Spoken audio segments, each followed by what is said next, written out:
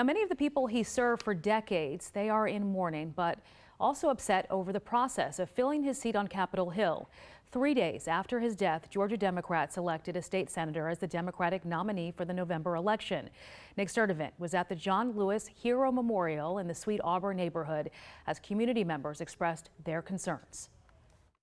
As the memorial grows behind me here at the John Lewis Hero mural, so do frustrations among the people John Lewis served for more than 3 decades. At no point have we had, as members of the public and voters in the district, an opportunity to weigh in. These community members from District 5 are unhappy with how Democratic leaders chose a candidate to replace the late John Lewis on the ballot this November. They believe Georgia Democrats railroaded the process by what they are calling a lack of transparency and a rushed decision.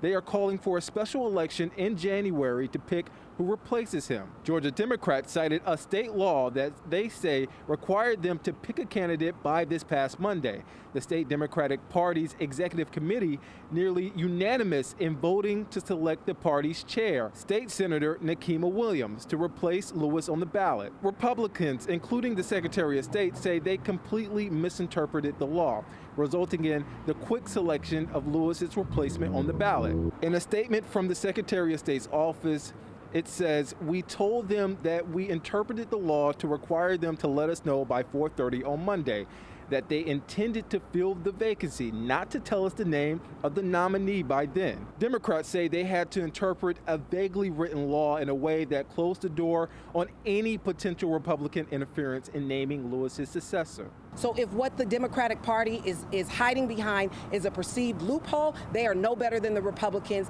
in their own voter suppression tactics as far as we are concerned. And I do want to point out there has been some mistrust between the Republican-led Secretary of State's office and the Georgia Democrats dating back years. As for District 5 residents, some have even started a petition so they can, what they are calling, get a fair election.